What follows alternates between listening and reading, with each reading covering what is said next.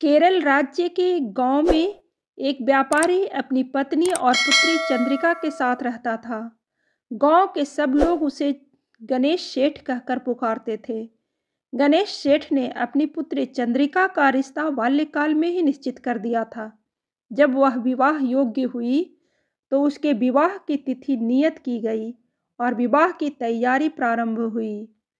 सेठ अपनी बेटी का विवाह बहुत धूमधाम से करना चाहता था। वह उसके लिए एक कीमती नौलखा हार भी बनवाना चाहता था। एक दिन उसने अपनी पत्नी को बुलाया और उसे अपनी इच्छा बताई। पत्नी बोली, ये तो बड़ी अच्छी बात है, मगर आप नौलखा हार बनवाएंगे किससे? चंदू सुनार से। उसके जैसा बारीक काम कोई और सुनार नहीं कर पाएगा। उसके काम में जो सफाई है वो किसी सुनार में नहीं। सेठ ने उत्तर दिया। नहीं, तुम उससे नौलखा हार मत बनवाना। पत्नी बोली। क्यों? सेठ ने पूछा। इसलिए क्योंकि काम की सफाई के साथ साथ वह हाथ की सफाई में भी माहिर है।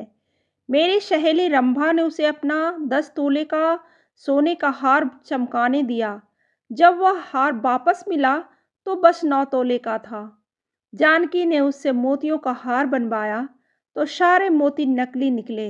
हमने उससे नौलखा हार बनवाया, वो नकली निकल गया, तो चंद्रिका के ससुराल में कितनी बदनामी होगी। पत्नी ने अपनी शंका जताई। बात तो तुम ठीक कह रही हो, लेकिन उसके जैसा हार कोई और नहीं बना पाएगा, इसलिए हार तो मैं उससे ही बनवाऊंगा। देखता हूँ वो मुझे कैसे धोखा देता है। वो शेर है तो मैं शवा शेर। तुम बस देखती जाओ। मुझे डर है कि हमारा नुकसान न हो जाए, इसलिए एक बार सोच लो। पत्नी ने सेठ को चेताया। मैंने सोच लिया है, इस बार मेरी चालाकी के सामने उसकी चालाकी धरी की धरी रह जाएगी। तुम चिंता मत करो। सेठ पत्नी को आश्वासन देते हुए बोला। अगले दिन सेठ ने चंदू सुनार को बुलाया और नौलखा हार बनवाने का काम सौंपते हुए बोला, चंदू, तुम्हारी हाथ की सफाई के बहुत चर्चे सुने हैं। ये मेरी बेटी की शादी का हार है। मैं नहीं चाहता कि इसमें तुम कोई हेरा फेरी करो, इसलिए तुम ये हार काली नदी के पार बने मेरे मकान में बनाओगे और मेरा एक आदमी हर समय तुम्हारे साथ रहकर तुम्हारी निगरानी करेगा। सेठ की बात सुनकर चंदू बोला, सेठ जी, कैसी बात करते हो? चंद्रिका तो मेरी बेटी जैसी है। भला उसके विवाह के गहने के साथ मैं ऐसा क्यों करूँगा? आप मुझ पर विश्वास करें। आप जैसा चाहते हैं मैं वैसा ही हार बना कर दूंगा, वो भी एकदम खरा। मुझे मेरी दुकान पर ही काम करने दीजिए। नहीं चंदू, ये मेरी बेटी के ससुराल के सामने इज्जत की बात है। मैं किसी पर विश्वास नहीं करूँगा। तुमसे जैसा कहता हूँ वैसा ही करो। कल से काली नदी के पार बने मकान में काम शुरू कर दो। अगले दिन से काम शुरू हो गया। चंदू और सेठ जी का नौकर मुरली नाव में बैठकर काली नदी के पार सेठ जी के मकान में जाते और चंदू वहीं हार बनाता। मुरली उसकी निगरानी करता। शाम को अधबना हार लेकर वे वापस लौट आते। सेठ अधबना हार अपनी तिजोरी में रख लेता। अगले दिन उसे तिजोरी से निकालकर चंदू को देता। अपने ऊपर सेठ का ये अविश्वास देखकर चंदू दुखी था, किंतु फिर भी वह मन लगाकर काम करता। वह चाहता था कि उसके बनाए हार में चंद्रिका बहुत सुंदर लगे, लेकिन वह मुरली से बहुत परेशान था। मुरली दिन भर उसके सिर पर सवार रहता। वह सिर खुजलाता तो मुरली उसके बालों को टटोलता। वह छींक मारता तो मुरली उसके रुमाल की तलाशी लेता। एक दिन तो हद हो गई। चंदू ने रुमाल से अपना मुंह पोंछा तो मुरली उसकी मूछ के बाल टटोलने लगा। चंदू को बड़ा गुस्सा आया। एक क्षण को उसने सोचा कि काम ही छोड़ दे, किंतु जब उसे चंद्रिका बिटिया का ख्याल आया तो उसने मन बदल लिया। सोचा, एक बार हार बन जाए, फिर मैं सेठ जी को और इस मुरली को मजा चखाऊंगा। आखिर वह दिन आ ही गया जब नौलखा हार बनकर तैयार हो गया। बस उसे चमकाना बाकी था। चमकाने का काम अगले दिन किया जाना था। शाम को हार सेठ जी की तिजोरी में ही रहा।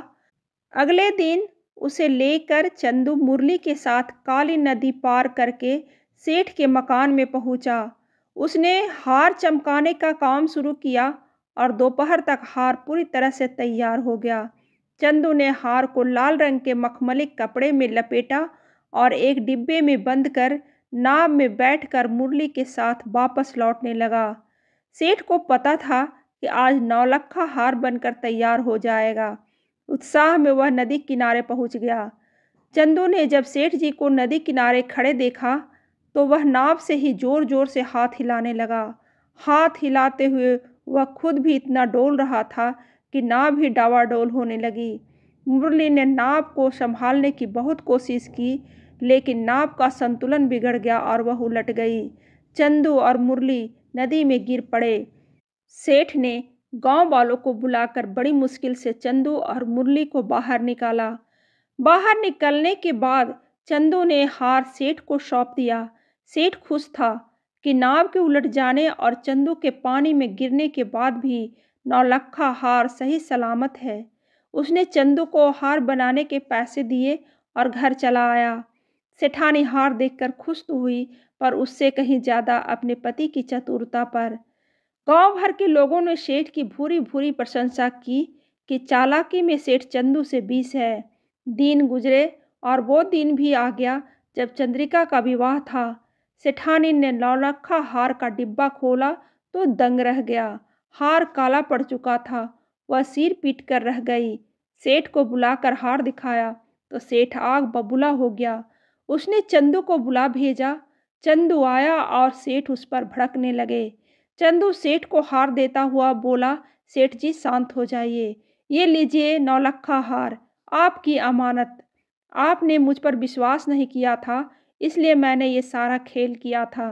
हार लेकर सेठ ने पूछा, मगर इतनी निगरानी के बाद भी तुमने असली हार गायब कैसे किया?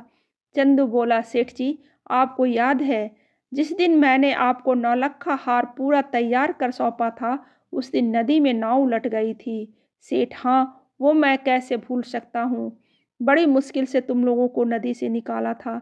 सेठ जी, मैंने नकली नौलक्खा हार नदी के भीतर छुपा कर रखा था। नाव उलटने पर मैंने असली हार को नकली हार में बदल दिया और किसी को पता भी न चला।